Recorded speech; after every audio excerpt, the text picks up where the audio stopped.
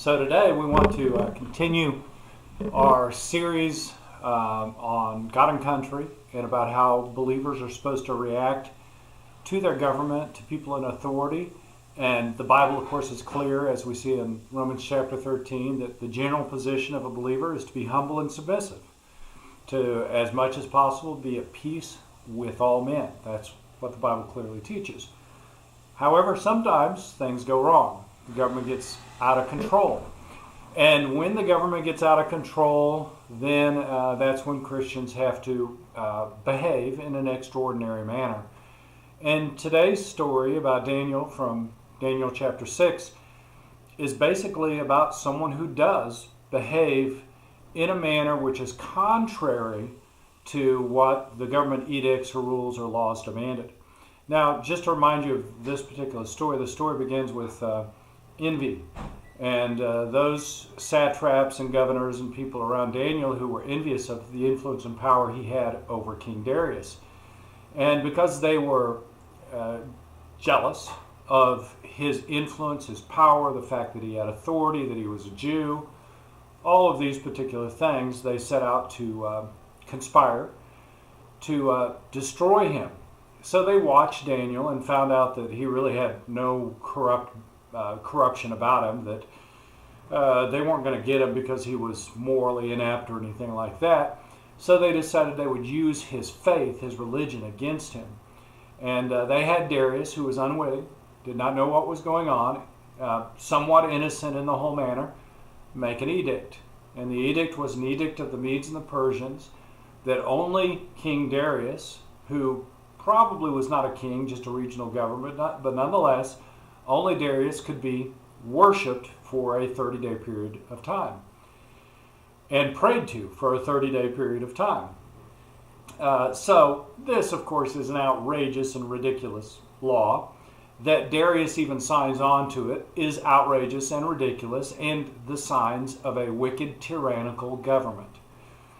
Well, Darius signs on, and this law is immediately used against Daniel because Daniel's not going to subscribe to some kind of a ridiculous law where he has to worship the regional ruler.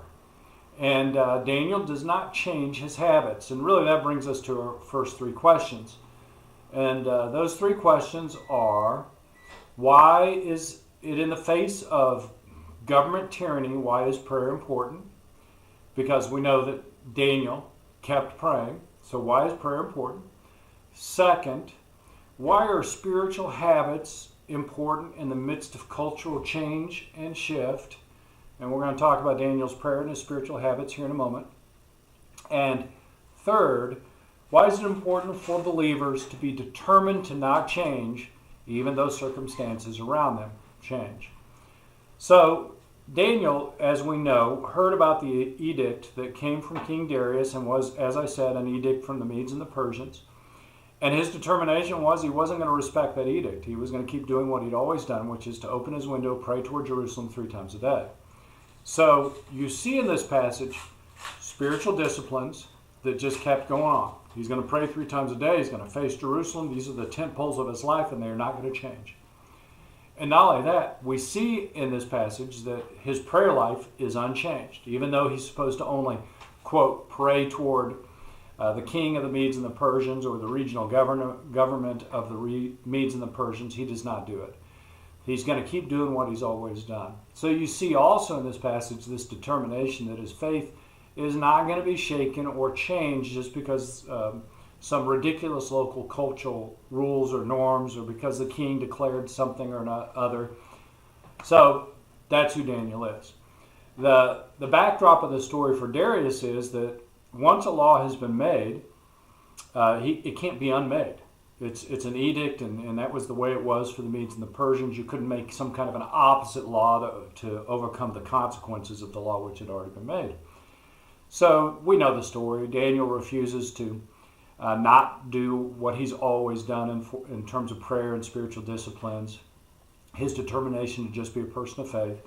He ends up contrary in contradiction to the laws of the land. The people, his enemies, take him before Darius. Darius doesn't want to do it, but is forced because he made the law to throw him into the lion's den. And He's left in there for the prescribed period of time. The king calls out to him after he's been in there and basically says, Daniel, are you still alive? And no doubt doubting that anybody could survive that. And Daniel cries out in yes and says, the Lord has shut the mouth of the lions, and I'm alive. So they haul Daniel out of there, and Darius has his opportunity and takes advantage of the opportunity to take the accusers and the families of those who have accused Daniel and have conspired to destroy him in his life, and they get thrown into the lion's den, and they are not so fortunate to survive as Daniel was blessed and survived. That's the upshot of the entire story, and it's a picture of the determination of Daniel. It's a picture of the fact that he was not going to change, that he was going to keep praying, he was going to keep his spiritual disciplines, and he was going to be the person he always was. And God blessed him as a result of those kinds of convictions. So let's revisit real quick the three questions that I gave you earlier. And first, why is it important in the midst of outrageous tyranny that a believer is a person of prayer?